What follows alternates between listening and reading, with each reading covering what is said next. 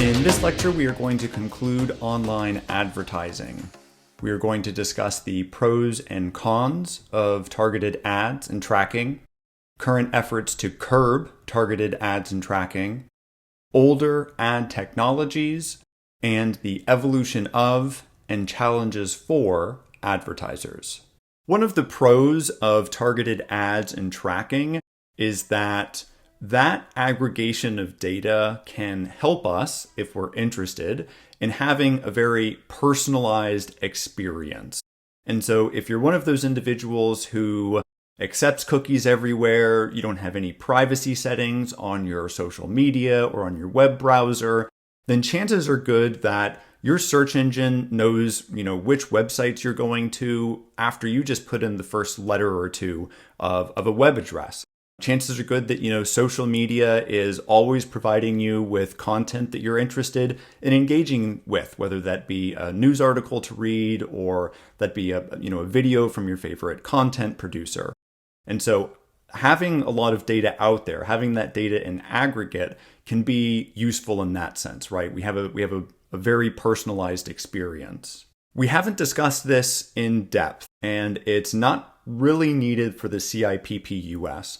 But here, when I talk about authentication, I'm referring to identity authentication. And let me pause on that for just a moment. When you log into a website, you're often giving that website certain credentials, login and password, for example. What a lot of websites will do to reduce the amount of friction between you and their website is once you have authenticated, they will put a cookie or some other file on your computer that demonstrates that you have already authenticated once for the next 24 hours, or for the next 7 days, or for the next 30 days. You do not need to re-authenticate. And so one of the benefits of all of this data aggregation is authentication. It makes logging in to certain services online much easier.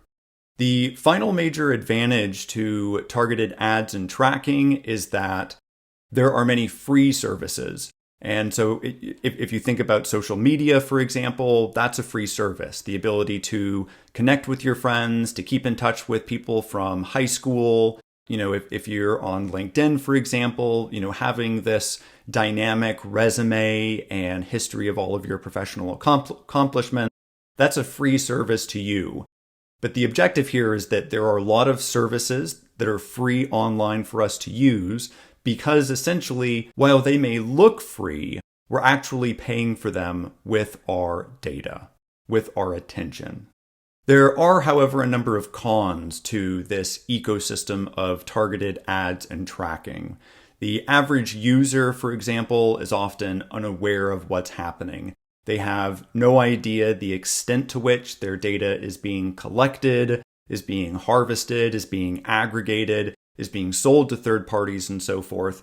And this unawareness is often referred to as an asymmetry of information, meaning the users themselves know very little, whereas the companies, the big tech platforms, etc., know a lot.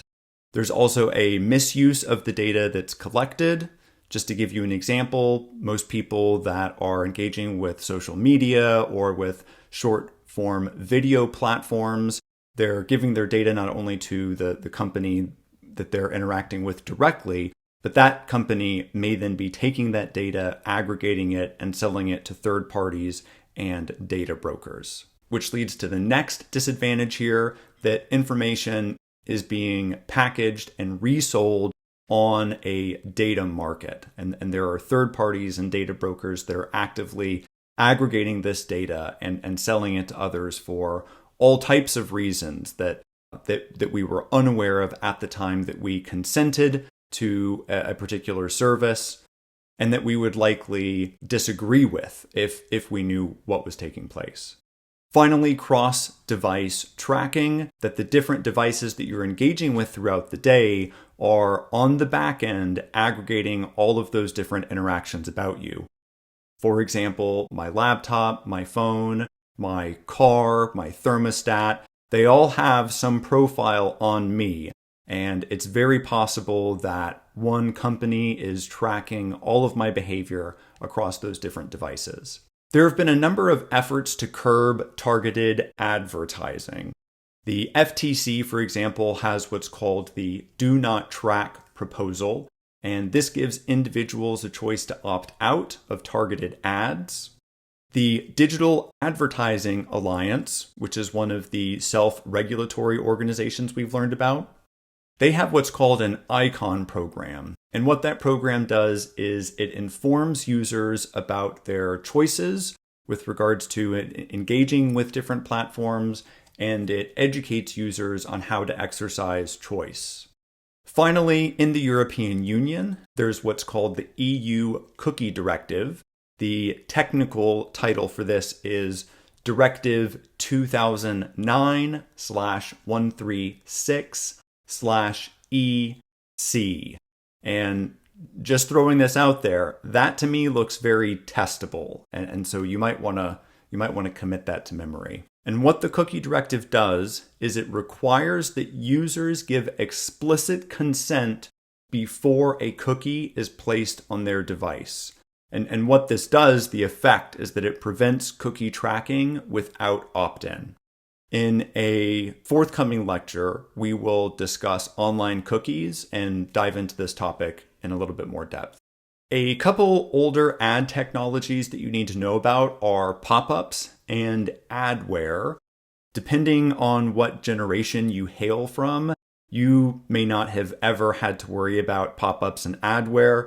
In the early days of the consumer internet, I remember in my rebellious adolescence in the late 90s, having to deal with pop-ups and adware all the time. A pop-up is a separate window that opens up when you visit a website, or perhaps, when you open your browser. I remember my computer would completely freeze up because if I had some type of adware, which we'll talk about, or some malware on my computer, there would just be so many pop-ups that the computer couldn't process it, and it would freeze up or shut down. Another form of older ad technology is adware. This was often bundled with a download. That means that, you just, if you think today the way of installing software has really not changed over the last 20, 30 years. You have an exe file, for example, if you're on Windows, that you execute. You click next, next, next. Maybe there's a box that you have to check where you're agreeing to user terms and services. And if you weren't paying attention, one of those boxes that you might check, or even worse, a box that would be pre-checked, would give permission to download this adware onto your computer.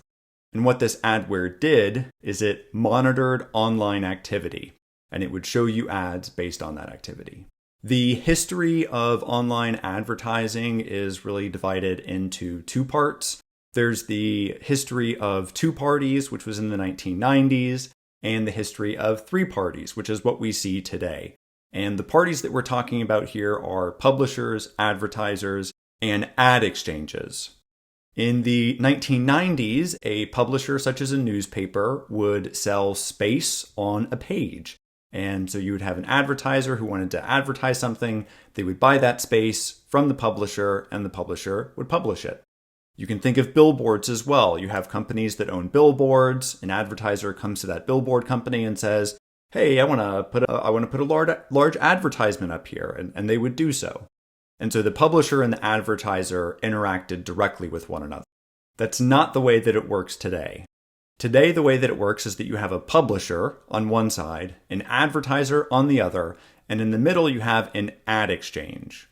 And so the publisher tells the ad exchange, "Hey, this is the real estate. This is the space that I have available, and these are the demographics of my audience."